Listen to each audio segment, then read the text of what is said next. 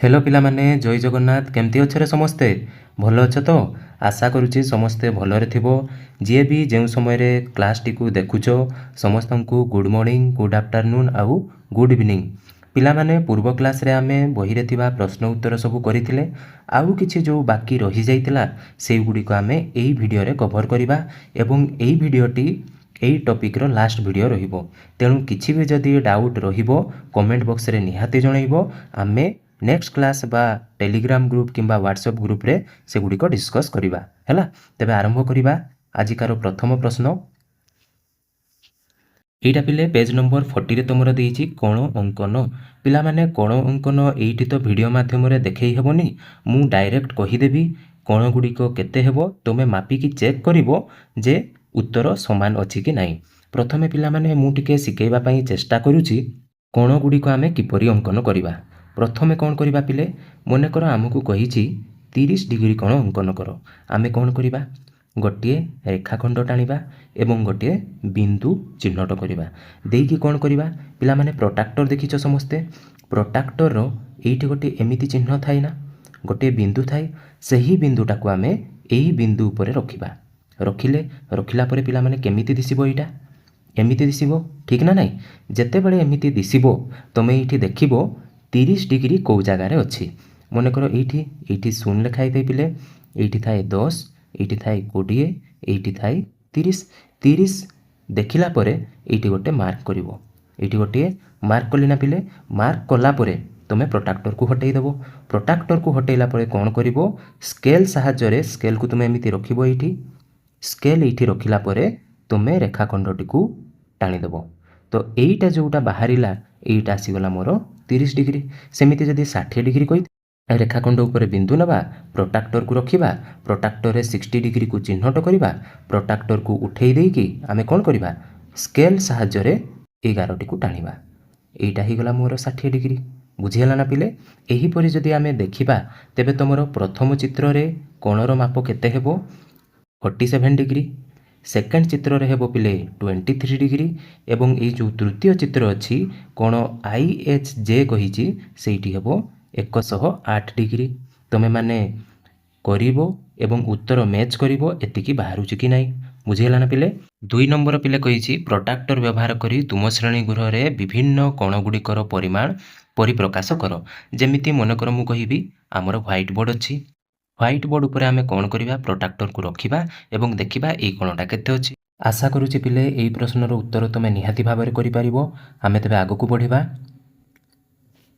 एटा पिले page number 41 ने अछि 3 नंबर कोन कहिछि तोळे दिया जाइतिबा कोण गुडी को मापो एथिपाई तुमे प्रस्तुत करितिबा कागज प्रोट्राक्टर को व्यवहार करि पारिबो कि पिला माने कागज प्रोट्राक्टर द्वारा आमे कोण अंकन मापि पारिबा कि जदि एठी मु रेखाखंड नेली एठी बिंदु नेली या उपरे रखिबी प्रोट्राक्टर ए बिंदु देखा जिवो कि जदि बिंदु न देखा गला तेबे आमे सठिक भाबरे कोण अंकन करि पारिबा कि नाही ना तेनु आमे लेखिबा कागज प्रोट्राक्टर द्वारा आमे कोण अंकन करि पारिबा नाही पुणी कहिछि ए कोण गुडी को केते डिग्री हेबो एंगल IHJ जोटा तमरो प्रथम चित्र रे अछि सेटा हबो 42 डिग्री एवं सेकेंड चित्र रे जहा अछि सेटा हबो 116 डिग्री तापर मु लेखिली एठारे एको कागज प्रोट्राक्टर व्यवहार करा जाई पारिबो नाही बुझियैछि 4 नंबर कहिछि पिले प्रोट्राक्टर व्यवहार करी तळे दिया जाइथिबा कोणर परिमाण को डिग्री एकक रे तुमे किपरि मापिबो एइटा करिबा पूर्वरु पिले गोटे कांसेप्ट बुझो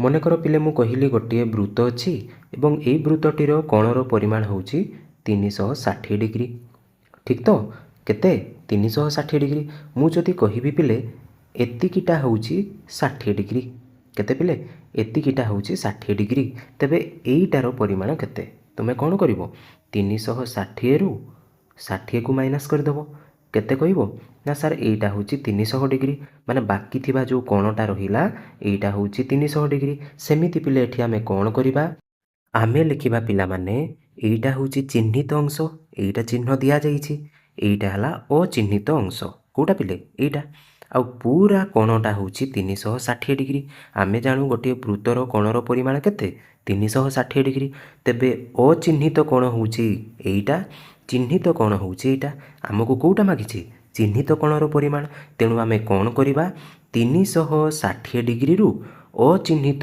କୋଣର ପରିମାଣକୁ ବିୟୋଗ କରିଦେବା। ଏଠି ଯେମିତି ଆମେ 360ରୁ ଚିହ୍ନିତ କୋଣ ବା 60କୁ ଆମେ ମାଇନସ୍ କଲେ ବାହାରିଲା 300। ସେମିତି ଏଠି ଯଦି ଆମେ 360ରୁ ଏଇ କୋଣକୁ ମାଇନସ୍ କରିଦେବା ତେବେ ଆମେ ଏଇ କୋଣଟି ପାଇଯିବା। ଠିକ୍ ନା ନାହିଁ? ତେବେ ଆମେ ଲେଖିବା କ'ଣ? ଆମେ ଲେଖିବା ଚିହ୍ନିତ କୋଣର ପରିମାଣ ସମାନ 360 ଡିଗ୍ରୀ ବିୟୋଗ ଅଚିହ୍ନିତ କୋଣର ପରିମାଣ। ବୁଝି ହେଇଛି ନା ପିଲେ? ପରୀକ୍ଷାରେ ପଡ଼ିଲେ ପିଲେ ତୁମେ ଏଇଟା ଲେଖିବ। ଆଗକୁ ଯିବା। ଏଇଟା ବି ପିଲେ ତୁମମାନଙ୍କୁ ନିଜେ କରିବା ପାଇଁ ପଡ଼ିବ। କ'ଣ କରିବ ତୁମେ? ପ୍ରୋଟ୍ରାକ୍ଟରକୁ ନେଇକି ୟାରି ଉପରେ ରଖିବ ଏବଂ ସେଇ ଯେଉଁ ବିନ୍ଦୁ ଥିଲା ତାକୁ ଏଇ ସ୍ଥାନରେ ରଖିବା। ଏଇଠି ଯେତେ ଲେଖା ହେଇଥିବ ସେଇଟା ହେଇଯିବ ଆମର କୋଣର ପରିମାଣ। ପିଲାମାନେ ମୁଁ ଆନ୍ସର୍ ଲେଖିଦେଉଛି, ତୁମମାନେ ମ୍ୟାଚ୍ କରିଦେବ ହେଲା। ଏଇଟା ହେଇଯିବ ପିଲେ 80 ଡିଗ୍ରୀ, ଏଇଟା ଆସିବ ତୁମର 120 ଡିଗ୍ରୀ, ସି ନମ୍ବର ଆସିବ 60 ଡିଗ୍ରୀ, ଏଇଟା ଆସିବ 130 ଡିଗ୍ରୀ, ଏଇଟା ଆସିବ ପୁଣି 130 ଡିଗ୍ରୀ ଏବଂ ଶେଷ ନମ୍ବର ବା ଏଫ୍ଟା ଆସିବ 60 ଡିଗ୍ରୀ। ବୁଝିହେଇଛି? ନେକ୍ସଟ ଦେଖିବା। 6 ନମ୍ବର କହୁଛି ପିଲେ ଏଙ୍ଗେଲ ଗୁଡ଼ା ଦିଆଯାଇଛି, ଏଠି ପ୍ରୋଟ୍ରାକ୍ଟର ମଧ୍ୟ ରଖାଯାଇଛି। ତୁମେ କହିଛି କୋଣଗୁଡ଼ିକର ପରିମାଣକୁ ଡିଗ୍ରୀ ଏକକରେ ପ୍ରକାଶ କର। ଆମେ କେମିତି ମାପିବା? ପ୍ରଥମେ କହିଛି ଏଙ୍ଗେଲ ବି ଏକ୍ସ ଇ। କେଉଁଟା ପିଲେ ଏଙ୍ଗେଲ ବି ଏକ୍ସ ଇ? ଦେଖ ନା, ଏଇଟା ହେଉଛି ଏଙ୍ଗେଲ ବି ଏକ୍ସ ଇ। ଏଙ୍ଗେଲ ବି ଏକ୍ସ ଇ ମାନେ ଆମେ ଏଇ କୋଣଟା ମାପିବା। ଯେହେତୁ ଏଇ କୋଣଟି ମାପିବା ଆମେ 10, 20, 30, 40 କରି ଆଗକୁ ବଢ଼ିକି ଯିବା। ପିଲାମାନେ ଦେଖ, ପ୍ରୋଟ୍ରାକ୍ଟରରେ ଦୁଇଟା ଚିହ୍ନ ଥାଏ। ଏପଟେ 10, 20 ଯାଇଛି, ଏପଟେ ମଧ୍ୟ 10, 20 ଆସିଛି। ଯଦି ଆମେ ଏମିତି କୋଣ ମାପିବା, ଏଇପଟୁ ଆଗକୁ ଯିବା, ତେବେ ଆମେ ପ୍ରୋଟ୍ରାକ୍ଟରକୁ ଏମିତି ରଖିକି ଏଇ ପଟ ସଂଖ୍ୟା ଗୁଡ଼ିକୁ ଗଣିବା। ଯଦି କ୍ୱେଶ୍ଚନରେ କହିଥିବ ତୁମର ତୁମେ ଏଇ କୋଣଟିକୁ ମାପ, ଏଇ କୋଣଟା ଯେତେବେଳେ ଆମେ ମାପିବା ଏଇଟା କେଉଁଠୁ ଉଠୁଛି? ଏପଟେ ଆସୁଛି ନା? ତେଣୁ ଆମେ 0, 10, 20 ଏଇପଟୁ ମାପିବା।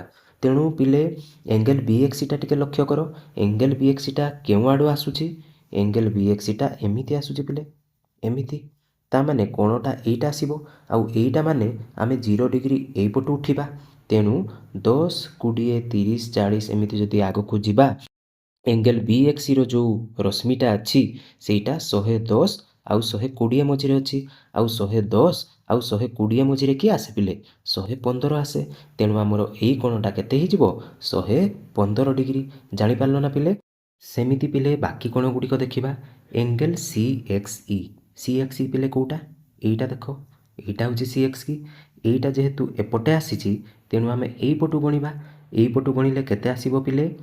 10, 20, 30, 40, 50, 60, 70, 80 ଏବଂ 90। 80 ଆଉ 90 ମଝିରେ ଅଛି। 80 ଆଉ 90 ମଝିରେ କିଏ ଆସେ ପିଲେ? 85 ଆସେ। ତେଣୁ ଏଇଟା ହେଇଯିବ ମୋର 85 ଡିଗ୍ରୀ। ସେମିତି ପିଲେ ଯଦି ମୁଁ ପ୍ରଥମରୁ ଲେଖିବି, ଏଙ୍ଗେଲ ବି ଏକ୍ସ ଇ ଆସିବ 115 ଡିଗ୍ରୀ, ଏଙ୍ଗେଲ ସି ଏକ୍ସ ଇ ଆସିବ 85 ଡିଗ୍ରୀ, ଏଙ୍ଗେଲ ଏ ଏକ୍ସ ବି ଆସିବ 65 ଡିଗ୍ରୀ ଏବଂ ଏଙ୍ଗେଲ ବି ଏକ୍ସ ସି ଆସିବ 30 ଡିଗ୍ରୀ। ବୁଝେଇଛି ପିଲେ? ନେକ୍ସଟ ଯିବା 7 ନମ୍ବର। କ'ଣ କହିଛି? Angle P Q R, P Q S ଏବଂ ପି କ୍ୟୁ ଟି କୋଣ ଗୁଡ଼ିକର ପରିମାଣ ମାପ। ଏଇଟା ପିଲେ ସେମିତି କ'ଣ ହେବ? ଏଙ୍ଗେଲ ପି କ୍ୟୁ ଆର୍ର ପରିମାଣ ହେବ 45 ଡିଗ୍ରୀ, ଏଙ୍ଗେଲ ପି କ୍ୟୁ ଏସ୍ର ପରିମାଣ ହେବ 100 ଡିଗ୍ରୀ ଏବଂ ଏଙ୍ଗେଲ ପି କ୍ୟୁ ଟିର ପରିମାଣ ହେବ 150 ଡିଗ୍ରୀ। ବୁଝିଗଲା ନା ପିଲେ? ଜାଣିପାରୁଛ ତୁମେ କେମିତି ମାପିବ? କହିବାକୁ ପଡ଼ିବନି। ତେବେ ନେକ୍ସଟ ଦେଖିବା ପିଲେ, ଚାଲ। ଏଇଠି କହିଛି ପିଲେ 3ଟି ତ୍ରିଭୁଜ ଦିଆଯାଇଛି। ପ୍ରଥମେ 3ଟି ତ୍ରିଭୁଜର କୋଣର ପରିମାଣ ମାପିକି ଲେଖ। ପିଲାମାନେ ତୁମେ ନିଜେ ନିଜେ ପ୍ରୋଟ୍ରାକ୍ଟର ବ୍ୟବହାର କରିକି ମାପିବ। ଦେଖିବ ଏଇଟା ହେବ 70 ଡିଗ୍ରୀ, ଏଇଟା ଆସିବ 45 ଡିଗ୍ରୀ ଏବଂ ଏଇଟା ଆସିବ 65 ଡିଗ୍ରୀ। ସେମିତି ପିଲେ ଦ୍ୱିତୀୟ ଚିତ୍ରରେ ଏଇଟା ଆସିବ 62 ଡିଗ୍ରୀ, ଏଇଟା ମଧ୍ୟ ଆସିବ 62 ଡିଗ୍ରୀ, ଏଇଟା ଆସିବ ପିଲେ 56 ଡିଗ୍ରୀ। ସେମିତି ତୃତୀୟ ଚିତ୍ରରେ ଏଇଟା ଆସିବ ପିଲେ 30 ଡିଗ୍ରୀ, ଏଇଟା ଆସିବ 95 ଡିଗ୍ରୀ ଏବଂ ଏଇଟା ଆସିବ 55 ଡିଗ୍ରୀ। ବୁଝିଗଲା ନା ପିଲେ? ତୁମେମାନେ ଚେକ୍ କରିବ ଏତିକି ଆସୁଛି କି ନାହିଁ। ତାପରେ କ'ଣ କହିଛି? 3ଟି କୋଣର ପରିମାଣକୁ ଯୋଗ କର। ତେବେ ଆମେ ଚିତ୍ର ଏରେ କ'ଣ କରିବା? कोण ए प्लस कोण बी प्लस कोण सी। कोण ए केते पिले 45 डिग्री प्लस कोण बी होची 65 डिग्री एवं कोण सी होची 70 डिग्री। तेबे एई तीनोटी को ऐड कले केते आसीबो पिले 180 डिग्री आसीबो। सेमिति मु जदि चित्र बी को लिखिबी कोण ए प्लस कोण बी प्लस कोण सी इक्वाल टू केते आसीबो। कोण ए होची 56 डिग्री कोण बी होची 62 डिग्री एवं कोण सी मध्य 62 डिग्री। एइटा को पिले ऐड कले 180 डिग्री हेबो। एवं चित्र सी रे जदि आमे देखिबा angle A plus angle B plus angle C equal to केते हेबो पिले। एंगल ए होची केते 30 डिग्री एंगल बी होची 55 डिग्री एवं एंगल सी होची 95 डिग्री। एइटा को ऐड कले मध्य केते आसीबो 180 डिग्री आसीबो। तो पिला माने आमे कोण जानिबा को पाइले त्रिभुजर तीन कोणर परिमाण सबु बेले 180 डिग्री हुए। तापरे कोण कहिछि एही कार्य किछि त्रिभुज को नै करो और सही परी आमे एइठी जेमिति कले तमे सेमिति करिकि देखो जे 180 डिग्री होउछि कि नाही। बुझि पारलो पिले। नेक्स्ट देखिबा एइठी गोटे कॉन्सेप्ट बुझिबा पिले। देखो मु पूर्वरु कहिथिली ना गोटिए वृत्तर कोणर परिमाण केते हुए पिले 360 डिग्री। मु जदि एही वृत्त को समान 10 भाग करिवि केते समान 10 भाग करिवि तेबे गोटिए कोणर परिमाण केते हेबो बा गोटिए भागर कोणर परिमाण केते हेबो ना 360 डिवाइडेड बाय 10। जेहेतु 10 भाग अछि तेनु 0 0 कटि गला तेबे गोटिए कोणर परिमाण आसिला केते 36 डिग्री। सही परि पिले एही चित्र को जदि मु घंटार चित्र सहित तुलना करिवि तेबे गोटिए घंटारे केते भाग हेइ थाए 12 भाग हेइ थाए ठीक ना नाही। एवं 12 भाग जदि हेइ थाए गोटिए भागर कोणर परिमाण केते हेबो ना 360 डिग्री हरण 12 केते पिले 30 डिग्री आसीबो ठीक ना नाही। ता माने मु कहि परिबी एइटार परिमाण होउची 30 डिग्री एइटार परिमाण होउची 30 डिग्री प्रत्येक गुडा 30 डिग्री कोणरे भाग करा जाइछि ठीक ना नाही।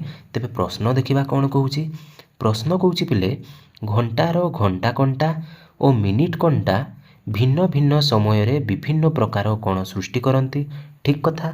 घंटारे एकटा बा गोटिए समय रे घंटा कंटा और मिनिट कंटा मध्य रे 30 डिग्री कोण सृष्टि करती काहींकी आमे पिले पढ़िले जेतेबेले घंटी गोटे बाजी थाए एई चित्रटा देख पिले घंटी गोटे बाजी ना सेतेबेले कोण सृष्टि करूछंती पिला माने एटा टिके भूल हेची। एइटा हबो हमरो लंबा कंटा एइटा हबो टिके मोटा कंटा माने एइटा होची घंटा कंटा एइटा होची मिनिट कंटा बुझिला ना। तेबे एई कोणर परिमाण केते 30 डिग्री काहींकी हला आमे उत्तर रे लिखिले जेहेतु 1 रु 12 पर्यंत संख्या गुड़िक द्वारा भाग करा जाइछि तेणु गोटिए भागर परिमाण केते हेबो 360 हरण 12 समान 30 डिग्री। बुझि पारलो ना पिले। सेमिति दुईटी क्रमिक संख्या मध्य रे थिबा कोणर परिमाण हेउछि 30 डिग्री माने 5 आउ 6 कोणर परिमाण 30 डिग्री 6 आउ 7 कोणर परिमाण 30 डिग्री बुझि होउछि ना पिले। तेणु घंटारे जेतेबेले गोटे बाजिछि घंटा कंटा आउ मिनिट कंटा काहा काहा भितरे रहुछि 12 आउ 1 भितरे रहुछि। तेणु जेहेतु 12 एवं 1 दुईटी क्रमिक संख्या तेणु तांको मध्यरे कोणर परिमाण होउछि 30 डिग्री बुझि हिछि ना पिले। नेक्स्ट देखिबा तेबे एइठी कहूछि पिले दुईटा समय रे चारिटा समय रे और 6टा समय रे घंटा कंटा और मिनिट कंटा मध्यरे कोणर परिमाण केते। पिला माने आमे जदि गोटिए घंटा चित्र बनेइबा हमकु बुझिबा पई सुविधा हबो। तेबे देखो पिला माने मु फटाफट केमती घंटा चित्र बनौछि।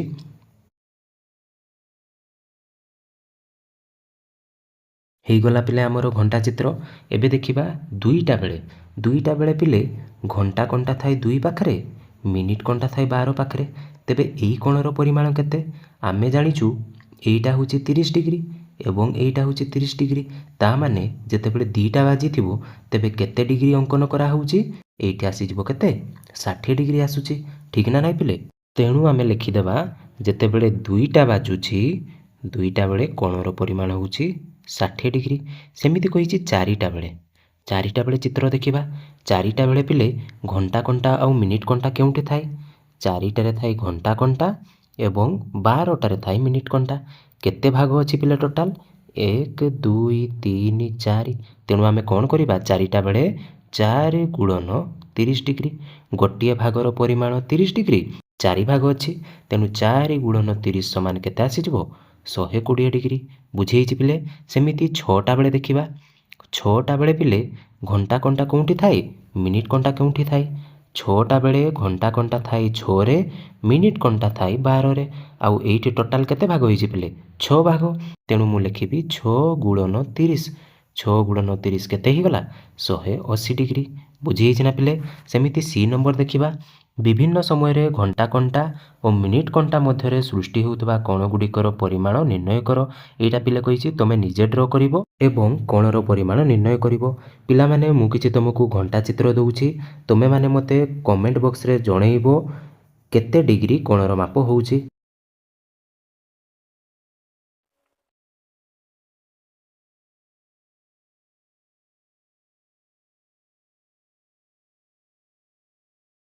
ତେବେ ପିଲାମାନେ ଘଣ୍ଟା ମୁଁ ବନେଇ ଦେଇଛି ତୁମର କମେଣ୍ଟର ଅପେକ୍ଷାରେ ମୁଁ ରହିବି। ନେକ୍ସଟ ଦେଖିବା ତେବେ ଚାଲ। ଏଇଠି ପିଲେ କହିଛି କବାଟ ଓ କବାଟ ବନ୍ଦ ମଧ୍ୟରେ ସୃଷ୍ଟି ହେଉଥିବା କୋଣ କବାଟ ଖୋଲାଯିବା ବେଳେ ସୃଷ୍ଟି ହେଉଥିବା ଭିନ୍ନ ଭିନ୍ନ ପ୍ରକାର କୋଣର ପ୍ରକାର ଭେଦ ଗୁଡ଼ିକ ଲେଖ।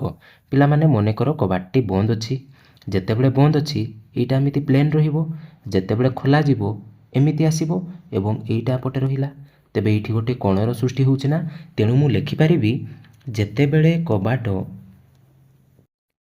ବନ୍ଦ ରହିବ ସେତେବେଳେ କୋଣ କେଉଁ କୋଣ ସୃଷ୍ଟି ହେବ ସରଳ କୋଣ ଠିକ୍ ନା ନାହିଁ ପିଲେ ସରଳ କୋଣ ମାନେ 180 ଡିଗ୍ରୀ ସୃଷ୍ଟି ହେବ। ସେମିତି ଯେତେବେଳେ କବାଟ ଖୋଲା କରିବା ସେତେବେଳେ ପିଲେ ଦୁଇ ପ୍ରକାର କୋଣ ସୃଷ୍ଟି ହେବ ଗୋଟିଏ ହେଉଛି ସୂକ୍ଷ୍ମ କୋଣ ଆଉ ଗୋଟିଏ ଆସିବ ସମକୋଣ ଠିକ୍ ନା ନାହିଁ ନାଇଁରେ ପିଲେ ସମକୋଣ ନାହିଁ କ'ଣ ସ୍ଥୂଳ କୋଣ ବୁଝିପାରିଲ ନା ପିଲେ। ଦେଖ ମୁଁ ଚିତ୍ରରେ ଦର୍ଶାଉଛି ତୁମକୁ ଯେତେବେଳେ କବାଟଟି ବନ୍ଦ ଥିଲା ଏଇଟା ସିଧା ଗାର ଆସୁଥିଲା ତେଣୁ ଆମର କୋଣଟି ହେଲା ସରଳ କୋଣ ବା ଆମେ ଲେଖିପାରିବା 180 ଡିଗ୍ରୀ। ଯେତେବେଳେ କବାଟଟି ମୁଁ ଖୋଲିଦେଲି ଏଇ କୋଣଟିର ପରିମାଣ ହେଇଗଲା ସ୍ଥୂଳ କୋଣ ଏବଂ ଏଇଟାକୁ ମୁଁ କହିବି ସୂକ୍ଷ୍ମ କୋଣ ଠିକ୍ ନା ନାହିଁ। ତେବେ ଏଇଠି ତିନି ପ୍ରକାର କୋଣର ସୃଷ୍ଟି ହେଲା। ଏଠାରେ କୋଣର ଶୀର୍ଷ ବିନ୍ଦୁକୁ ଲେଖ। ମନେକର ପିଲେ ଏଇଟାକୁ ମୁଁ ଦେଲି ଓ ଏଇଟାକୁ ଦେଲି ଏ ଏଇଟାକୁ ଦେଲି ବି ଏବଂ ଏଇଟାକୁ ଦେଲି ସି ତେବେ କୋଣର ଶୀର୍ଷ ବିନ୍ଦୁ କିଏ କିଏ ଆସିବେ ମୁଁ ଲେଖିବି ଶୀର୍ଷ ବିନ୍ଦୁ ଗୁଡ଼ିକ ହେଉଛି ଏ ଓ ବି ଓ ସି ଠିକ୍ ନା ନାହିଁ ଏବଂ ବାହୁ ଗୁଡ଼ିକ ଚିହ୍ନଟ କର। ବାହୁ କେଉଁ କେଉଁ ଗୁଡ଼ିକ ଆସିବ ପ୍ରଥମେ ତ ଦେଖିପାରୁଛ ପିଲେ ଏ ଓ ଠିକ୍ ନା ନାହିଁ ଏ ଓ ଗୋଟେ ବାହୁ ଆସିବ ସେମିତି ଓ ବି ଗୋଟେ ବାହୁ ଆସିବ ଓ ସି ଗୋଟେ ବାହୁ ଆସିବ ଏହିପରି ତିନୋଟି ବାହୁ ଆସିବ ଜାଣିପାରିଲ ନା ପିଲେ। ନେକ୍ସଟ ଦେଖିବା ତେବେ ଚାଲ। 3 ନମ୍ବର କହୁଛି ପିଲେ ବିଦ୍ୟା ଦୋଳି ଖେଳି ସୁଖ ପାଏ ବା ଖୁସି ହୁଏ ସେ ଲକ୍ଷ୍ୟ କରିଲା ଯେ ଦୋଳି ଆରମ୍ଭ କରୁଥିବା ସମୟରେ କୋଣ ଯେତେ ବଡ଼ ହେବ ସେ ନିଜ ଦୋଳିରେ ସେତେ ଅଧିକ ଉଚ୍ଚତାକୁ ଯାଇପାରିବ। ତା ମାନେ ପିଲେ ଗୋଟେ ଏଇଠି ପିଲେ ଦୋଳି ଅଛି ଏଇଠି ଗୋଟେ ଦୋଳି ଅଛି ସେ ଯେତେ ପଛକୁ ଯାଇକି ଆରମ୍ଭ କରିବ ଆଗକୁ ସେତିକି ଉପରକୁ ଯିବ ଠିକ୍ ନା ନାହିଁ ପିଲେ। ତ ସେ କହୁଛି କିନ୍ତୁ କୋଣ କେଉଁଠି ଅଛି କୋଣ କେଉଁଠି ଅଛି ପିଲେ ଦେଖିପାରୁଛ ଏଇଟା ପିଲେ ଆମେ ଡାଳଟାକୁ ଗୋଟିଏ ଯଦି ସିଧା ଗାର ରୂପରେ ନେବା ଏଇଟା ଆସିବ କୋଣ ଏଇଟା ଆମର ଆସିବ କୋଣ ସେ ଯେତେ ପଛପଟୁ ଆରମ୍ଭ କରିବ ଦୋଳିଟି ସେତିକି ଆଗକୁ ଯିବ ବୁଝିହେଲା ନା ପିଲେ। ନେକ୍ସଟ ଦେଖିବା ତେବେ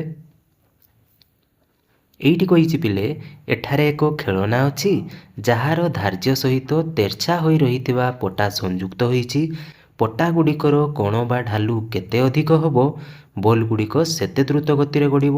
ପିଲାମାନେ ସେ କହିଛି ମନେକର ମୁଁ ଦୁଇଟା ଚିତ୍ର ବନଉଛି ଏଇଟା ଗୋଟେ ବୁଝିପାରିଲ ପିଲେ ଏଇଟା ଗୋଟେ ଆଉ ଏଇଠି ଯଦି ମୁଁ ଏକା ସାଙ୍ଗରେ ଦୁଇଟି ବଲ୍କୁ ଗଡ଼େଇବି କେଉଁ ବଲ୍ଟି ତଳେ ଶୀଘ୍ର ପହଞ୍ଚିବ କେଉଁ ବଲ୍ଟି ଦ୍ୱିତୀୟ ବଲ୍ଟି କାରଣ ଏଇଠି କୋଣର ପରିମାଣ ଅଧିକା ଅଛି ଠିକ୍ ନା ନାହିଁ ପିଲେ ସେଇଟା ଅଧିକା ଅଛି ନା କମ୍ ଅଛି କେମିତି ଜାଣିବି ମୁଁ ଏଇଠି ଗୋଟେ ଲାଇନ୍ ଡ୍ର କରିବି ଗୋଟେ ଅଦୃଶ୍ୟ ଲାଇନ୍ ଡ୍ର କରିବି ଦେଖିପାରୁଛ ପିଲେ ଗୋଟେ ଅଦୃଶ୍ୟ ଲାଇନ୍ ମୁଁ ଡ୍ର କଲି ଏଇଠି ଏଇ କୋଣଟା ଅଧିକା ନା ଏଇ କୋଣଟା ଅଧିକା ପିଲାମାନେ ଏଇ କୋଣଟା ଅଧିକା, ତେଣୁ ଯେଉଁ କୋଣର ପରିମାଣ ଅଧିକା ଥିବ ସେଇ କୋଣ ଉପରେ ଥିବା ବଲ୍ଟି ଶୀଘ୍ର ତଳେ ପଡ଼ିବ।